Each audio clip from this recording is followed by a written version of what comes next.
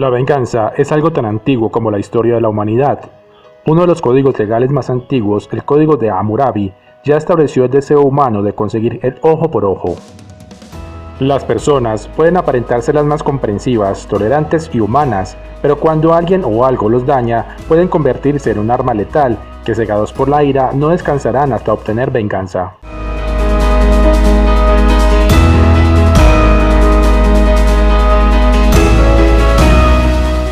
Los soldados estadounidenses que ametrallaron a decenas de guardias de la SS durante la Segunda Guerra Mundial se escaparon por poco de ser asesinados. Los guardias de la SS alemana estaban estacionados en el campo de concentración de Dachau, donde murieron más de 35.000 prisioneros durante el Holocausto. Cuando el campo fue liberado en 1945, los soldados estadounidenses de la 45ª División de Infantería descubrieron más de 2.000 cadáveres en 39 vagones a las afueras del campo. El descubrimiento, junto con el abrumador número de muertos encontrados dentro del campo, encendió su ira. Detuvieron y agruparon a los guardias de la SS que custodiaban el campo de concentración y los ejecutaron con ametralladoras. Los soldados dieron armas a los presos liberados y les permitieron torturar y matar a varios guardias del campo. Algunos de los soldados de las SS fueron golpeados hasta la muerte con objetos como martillos y palas, y algunos atormentados prisioneros llegaron a despedazar a los guardias con sus manos desnudas. El incidente fue noticia de primera plana y el asesinato cometido por los soldados estadounidenses se consideró un crimen de guerra, pero nunca fueron perseguidos por dichos actos.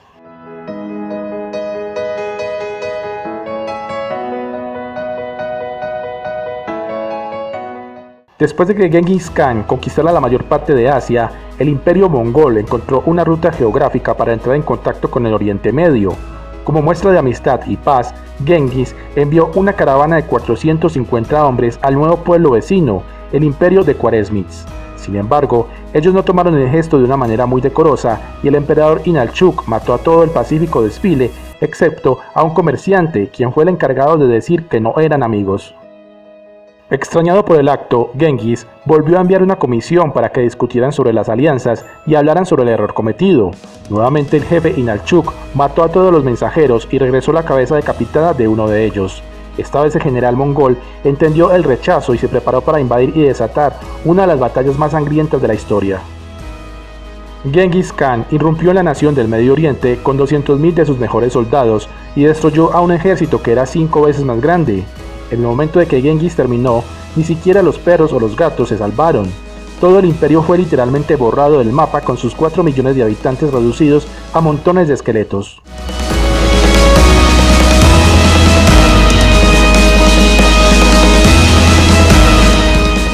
Gracias al famoso musical de Broadway de Lin-Manuel Miranda, Hamilton, la disputa entre Alexander Hamilton y Aaron Burr es probablemente una de las más famosas del mundo.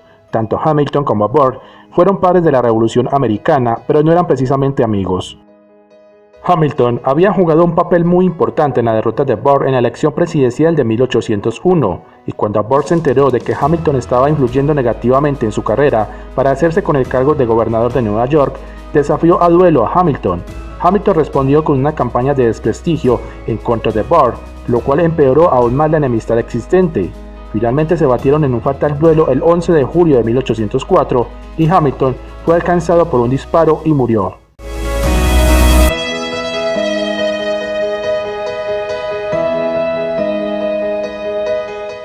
Enrico Dandolo, el 42 Dux de Venecia, fue cegado durante una expedición al Imperio Bizantino en 1171. Según la leyenda, Dandolo fue cegado por orden del emperador Manuel Comneno, aunque algunos historiadores sin embargo lo ponen en duda, aduciendo en cambio que un golpe en la cabeza durante una pelea callejera entre borrachos seguramente fue la causa de su ceguera. Tras quedar ciego, Dandolo abandonó el Imperio Bizantino. Finalmente, en 1204, Dandolo volvió con los cruzados a Constantinopla y mataron a más de 15.000 bizantinos. Dandolo, con base en su fuerza y su ingenio, estableció el poder político y comercial de Venecia en el oriente. Murió aproximadamente a la edad de 100 años en 1205 y fue enterrado en Santa Sofía.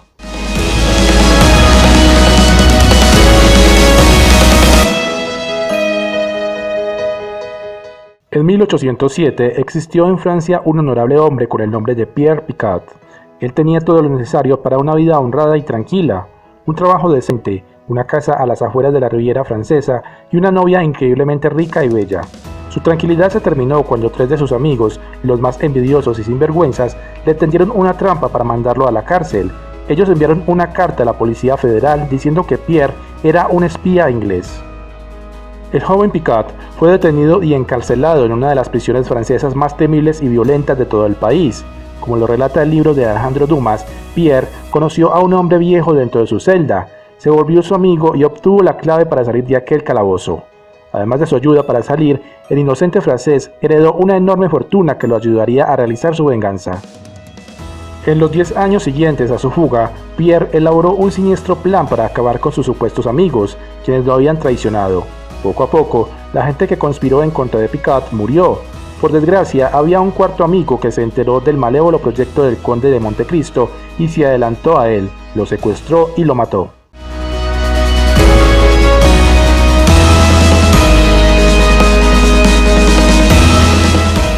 Para el rey Carlos IX de Francia, la venganza era un asunto familiar.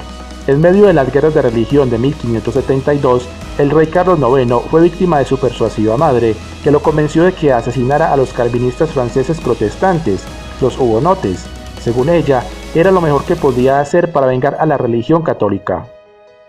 Los hugonotes habían abandonado la iglesia católica y fundado su propia iglesia protestante, llegando la tensión entre los dos grupos a su punto más alto durante su reinado. El punto de inflexión se produjo cuando el rey Carlos IX, influenciado por su madre, mandó detener y ejecutar a varios líderes hugonotes.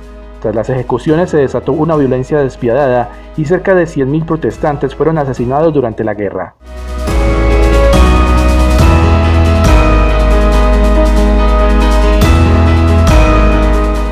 La historia de la reina celta Boadicea y sus 2 hijas no podría ser más dura. A la reina Boudica la describieron los escritos romanos como alta y terrible, con una gran masa de pelo rojo hasta las caderas.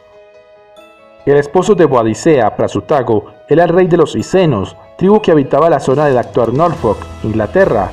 Al principio no fueron parte del territorio invadido por los romanos, ya que tuvieron el estatuto de aliados durante la conquista romana de Britania, llevada a cabo por Claudio y sus generales en el año 43. Tras la muerte de Prasutago y al no tener ningún descendiente varón, los romanos no reconocieron el derecho de las hijas a heredar. Además, Prasutago había contraído importantes deudas con Roma, por lo que al morir, los romanos esclavizaron a gran parte de la población, usurparon sus bienes y anexionaron el reino. No contentos con eso, azotaron públicamente a Boadicea y violaron a sus hijas, lo que desató la furia de la reina. La reina logró reunir un ejército que atacó Camuluduno, lo que ocasionó la muerte de más de 80.000 romanos. Finalmente se necesitaron 3 legiones romanas para derrotarla.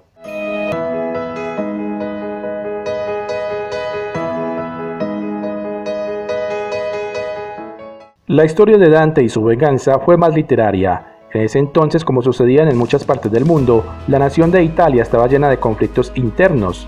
Alighieri era un respetado político en Florencia, pero donde se tomaban las decisiones trascendentales era en Roma. Cuando el Papa Bonifacio VIII ascendió al poder, buscó una ocupación militar de la capital italiana para dominar desde adentro con mano de hierro y mucha sangre. Dante fue comisionado como embajador de paz y partió de Florencia a Roma para convencer al Papa de un acuerdo justo para toda la nación. Las cosas no sucedieron como se esperaba. Bonifacio VIII retuvo a Alighieri y lo acusó de traidor. Su castigo fue el exilio perpetuo de su hogar. Alejado de sus tierras, el poeta y político florentino comenzó a gestar su venganza en el libro La Divina Comedia. En la historia, Dante atraviesa los diferentes círculos del infierno. En su camino se encuentra a todos los personajes italianos que le ocasionaron un sufrimiento en vida, incluyendo al Papa Bonifacio VIII, a quien le da el lugar más penitente y tortuoso.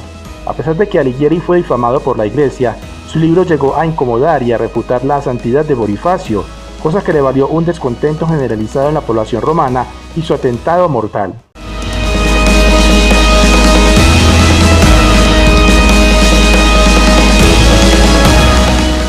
Las hermanas Trong Trak y Trong Nhi vivían en un pequeño e inocente pueblo vietnamita en algún punto del siglo I. En ese entonces Vietnam estaba siendo sometido por el imperio chino. Un día el marido de Trak encabezó un pequeño asedio para liberarse. Inmediatamente después el ejército oprimió la subversión de maneras muy violentas. En el descontrol total, el ejército chino mató a todos los hombres de la región y de paso violaron a todas las mujeres, incluso a las hermanas Trunk. Lo que desconocían los chinos, pues su ideología construida sobre los pensamientos de Confucio o inutilizaba a las mujeres, es que cada habitante de Vietnam era entrenado desde su infancia como un arma mortal de las artes marciales, en especial las niñas vietnamitas. Fue entonces cuando comenzó la venganza. Lideradas por las hermanas Trunk, las mujeres se levantaron de la humillación y atacaron ferozmente a la milicia china. Así comenzó la historia del ejército de mujeres que liberó una nación con solo usar sus manos como armas. De este suceso histórico surgen otras grandes leyendas como la de una madre que dio la luz en el campo de batalla y combatió con su bebé sobre la espalda.